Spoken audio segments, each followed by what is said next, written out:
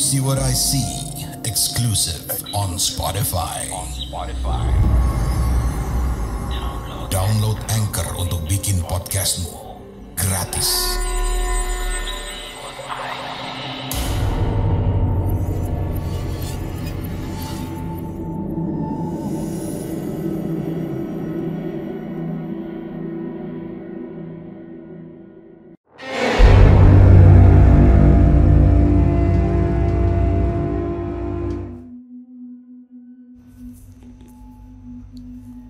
Saya memang keturunan darah Minang.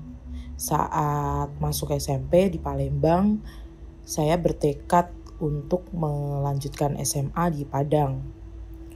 Awalnya rencana hijrah ke kampung halaman ditemani sama kakak saya. Namun Tuhan berkehendak lain. Sebelum saya ikut UAS SMP, kakak saya sudah duluan dipanggil Yang Maha Kuasa. Innalillahi. Walau demikian, saya masih berniat sekolah di sana. Walaupun saya harus jadi anak kos sendirian tanpa didampingi orang tua. Saya hidup di keluarga yang sederhana. Dengan masuk ke SMA kejuruan, orang tua berharap selepas tamat sekolah, saya bisa langsung kerja. Orang tua saya hanya berprofesi sebagai guru swasta dan kuli bangunan. Sudah pesimis banget kalau harus mengulaskan saya sampai ke jenjang yang lebih tinggi atau perguruan tinggi. Saya hijrah ke Padang bersama 2 orang sahabat saya dari Palembang. Ada 2 sekolah kejuruan di bawah Kementerian Perindustrian yang kami bidik. Di sekolah pertama, aku dan Re, temanku, gak lulus masuk seleksinya. Sedih sih, tapi kesininya saya merasa bersyukur. Karena ada hikmah di balik itu.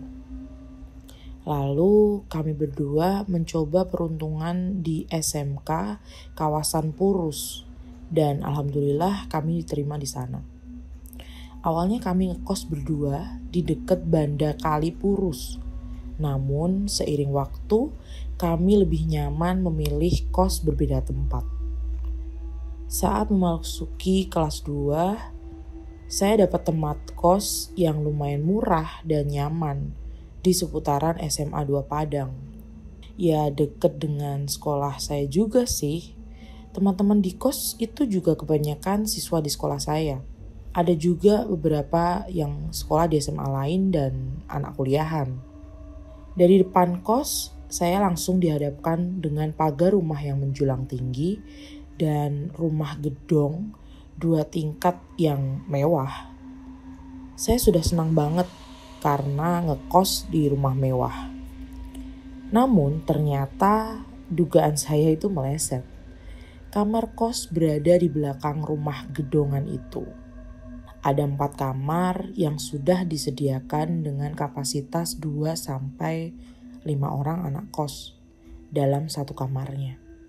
Pertama kali saya dapat kamar kos ini di tengah dan sekamar dengan salah satu siswa SMA 2 Padang. Karena si Uninya jarang ngekos, jadi saya dengan leluasa berleha-leha di kamar sendirian. Terkadang saya juga suka pindah ke kamar kos teman lainnya kalau lagi iseng cerita-cerita sampai larut malam. Atau lagi ketakutan bobo sendirian. Sebagai gambaran, rumah kos yang berada di belakang rumah gedongan punya teras. Tepatnya di depan kamar kos ujung yang paling besar. Ada 2 sekat ruangan di kos tersebut, yaitu ruang pertama berisi 3 kamar kos, 1 unit meja belajar besar, dan meja setrikaan. Kamar saya di tengah. Di samping kamar saya langsung ada pintu sambung ke arah tempat jemuran. Kamar kos belakang di belakang kamar kos yang paling besar. Ruangannya terbuka, tepat di belakang kamar kos bagian belakang. Dan dapur paling sudut kanan dari ruangan yang paling belakang. Dapur itu sendiri bentuknya memanjang ke samping dan paling sudut ada kamar mandi. Di kos ini ada 2 kamar mandi. Satu di dalam kamar kos depan, paling ujung sebelah kiri, dan di belakang dapur. Dan memang yang di belakang dapur ini kamar mandinya jarang dipakai dan suasananya lumayan horor. Hampir 1 tahun saya ngekos di sana. Teman-teman di sana juga asik dan ramai. Karena kos ini semuanya cewek. Kebayangkan gimana ramainya kosan ini. Mulai dari masak bareng, nyuci bareng, gosok baju aja sampai bareng-bareng. Semuanya dilakukan beramai-ramai. Seiring waktu, yang tersisa di kamar kos tersebut cuma saya dan 4 teman sekolah lainnya. Penghuni lama itu pada jarang ke kos dan ada yang sudah pindah merantau. Keempat teman saya ini emang dari luar kota, tapi mereka berasal dari Sumatera Barat juga. Kalau lagi libur sekolah, mereka suka mudik ke kampung halamannya. Dan kerap kali saya ditinggal sendirian di kos. Gak mungkin lah saya ikutan juga mudik ke Palembang. Bisa berat di ongkos dan waktunya. Saya suka mengerjakan tugas sekolah di meja dan di kamar Mbak Vera. Itu penghuni kamar yang kamarnya paling besar. Tumpukan tugas-tugas sekolah yang banyak di atas meja membuat saya pusing. Sedangkan ketiga teman saya, Vera, Dian, dan Ipat, sedang sibuk masing-masing di dalam kamar mereka. Baru 30 menit berkutat dengan tugas sekolah, saya masuk ke kamar untuk mengambil buku pelajaran lainnya yang saya taruh di kamar Vera. Saat keluar kamar Vera, saya langsung melihat sosok anak kecil yang sedang duduk di kursi tempat saya duduk tadi. Dan langsung bergegas pergi saat saya mulai mendekati meja. Apakah anak kecil itu tahu tentang tugas saya? Batin saya. Namun buku-buku di meja masih dalam posisi terakhir saya tinggalin. Gak ada satupun yang bergerak. Saya berdiri terpaku sambil melihat kertas tugas-tugas saya. Saya pun langsung duduk dan membiarkan rasa penasarannya itu hilang. Saya ingin kembali melanjutkan mengerjakan tugas sekolah. 1 jam berlalu dan saya merasa lega karena tugasnya sudah selesai. Di meja belajar itu ada cermin kecil yang lupa saya bawa dari kamar mandi. Saya pun iseng untuk berkaca. Melihat bagaimana wajah kusut seharian ngerjain tugas kimia. Namun, kejadian aneh kembali terjadi saat seluruh wajah hingga kepala saya terpantul di cermin itu. Saya melihat ada kepala lain yang menyembul di atas kepala saya. Kepala itu berambut hitam gelap. Saya merasa heran, kepala siapa yang ada di belakang saya yang juga ikut ngaca. Hanya terlihat rambut aja, tanpa ada kening dan mata. Saya melihat lebih jeli di cermin itu, namun ketakutan saya mengalahkan rasa penasarannya. Segera saya turunkan cermin itu, usai sudah adegan ngaca-ngacanya, perasaan saya udah gak enak banget. Bulu kuduk pun berdiri dan ngerasa merinding banget. Gak lucu dong, pas saya penasaran dengan sosok di belakang saya, tiba-tiba dia nampakin matanya dan seluruh wajahnya. Mending kalau cantik. Kalau hancur gimana wajahnya? Saya langsung menoleh ke belakang. Ternyata saat itu saya benar-benar sendirian di ruang depan itu. Teman-teman saya masih sibuk di kamar masing-masing. Tapi saya terus penasaran dan kembali ngaca. Tapi udah gak ada tuh penampakan yang saya lihat barusan. Sebelumnya hanya kami berempat yang satu sekolah di kos ini. Saya, Vera, Ipat, dan Dia. Lalu Elma ikut bergabung ngekos di kosan ini. Tambahlah kerusuhan mulut-mulut wanita di kosan cewek ini. Kalau udah kumpul ngegosip seru banget. Kalau Vera ini tipikal cewek yang menjaga berat badannya banget.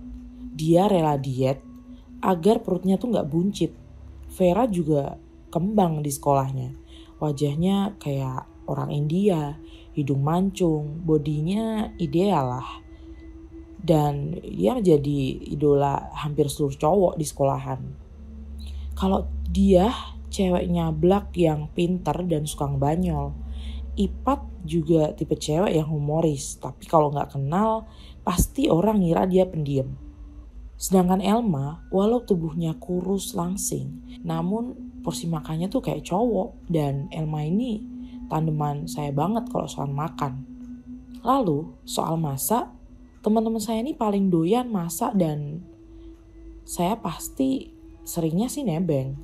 Sekitar pukul 8 malam, saya minta nasi sama Elma. Karena masih ada nasi lebih tempatnya Elma. Elma juga kelaparan banget, jadi berdua kita memutuskan untuk ke dapur ngambil nasi.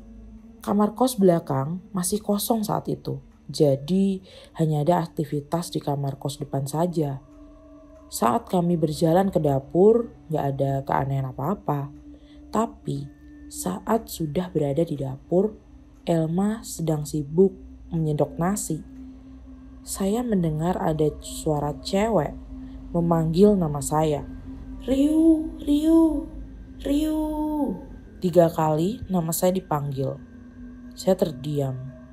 Karena merasa ngeri, saya tanya ke Elma. Apakah dia juga mendengar suara yang sama? El, kamu dengar gak? Ada yang manggil namaku. Suara perempuan, kata saya. Gak ada, Elma jawab singkat. Saat ingin menegaskan ke Elma bahwa suara itu jelas terdengar, namun melihat air muka Elma yang udah berubah tidak mengenakan, akhirnya saya mengurungkan niatnya melanjutkan obrolan tersebut. Ya udah yuk, ke depan aja, ajak Elma. Kami pun segera bergegas ke depan kamar dan percakapan tersebut gak saya lanjutin lagi. Sabtu siang, saya memilih bersantai ria di dalam kamar. Jendela kamar yang terhubung dengan tempat jemuran sudah terbuka sejak tadi pagi. Saya memilih untuk menghabiskan hari dengan membaca novel. Posisi saya membaca tepat berada di samping jendela kamar, di atas kasur dan bersender di dinding kamar. Kasur saya itu langsung menghadap ke pintu kamar, jadi hanya ada 2 tempat masuk di kamar itu, yaitu dari pintu atau dari jendela. Saya ingat betul ya, di kamar ini hanya saya sendirian dan pintu saya itu tertutup dan terkunci. Agar gak ada teman-teman usil yang masuk gangguin saya, padahal lagi kusyuk baca kan. Ngehindarin digangguin sama temen. Yang gangguin malah hantu penunggu kamar kos. Kebayangkan kalau lagi di kamar sendirian dengan ruangan yang sempit, tiba-tiba ada sosok makhluk astral nampakin diri di wajah depan saya. Mau lari pun bingung kemana. Saat saya sedang fokus membaca novel, mata saya melihat samar-samar sosok Vera mendekati saya di depan pintu kamar. Saya pun kaget dan langsung melihat ke arah Vera. Tapi gak ada siapapun. Pintu kamar saya juga masih tertutup rapat. Dikunci malah. Jarak di antara dipan kasur dan pintu itu hanya sekitar 2,5 keramik. Jadi gak mungkin Vera tiba-tiba bersembunyi. Antara takut dan nanggung baca novel, akhirnya saya memilih melanjutkan baca novel tapi dengan posisi tengkurap. Di depan saya tepat jendela kamar yang terhubung langsung dengan tempat jemuran. Saya kira dengan mengganti posisi membaca gangguan gak ada lagi. Tapi ternyata saya merasakan ada orang yang lewat di ruangan jemuran. Saya pastinya ngerasa ada yang bolak-balik di tempat jemuran itu. batin saya waktu itu, palingan teman-teman yang lagi jemur baju. Kembali saya fokus baca novel, gak taunya sosok itu lagi-lagi bolak-balik di depan jendela kamar saya. Ngerasa kesel karena ada yang ganggu, saya langsung melirik keluar jendela. Siapa sih yang dari tadi sok sibuk di tempat jemuran? Namun alangkah kagetnya saya waktu ngelihat gak ada siapapun di tempat jemuran dan pintu masuk ke jemuran itu juga tertutup rapat. Langsung saya keluar kamar dan duduk di teras depan kamar Vera. Saya masih berpikir positif. Mungkin ada teman kos lain yang mondar-mandir di situ. Tak berapa lama teman-teman saya tuh baru datang satu persatu dan mereka lengkap berempat. "Kalian dari mana sih?" ucap saya kesal. "Kami dari depan ke warung," ucap Ipat. "Lah, tadi yang di belakang ruang jemuran itu siapa?" sambung saya dengan nada penasaran. "Maksud kamu?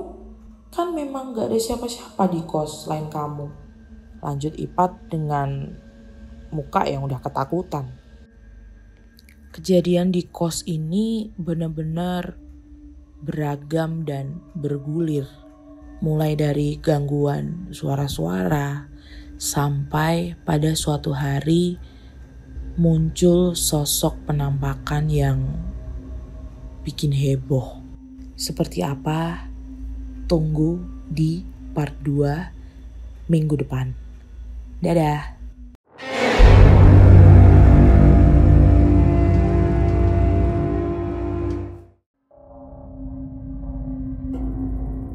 Kamu punya pengalaman horor? Kirim ceritamu ke podcast.ceritahoror@gmail.com.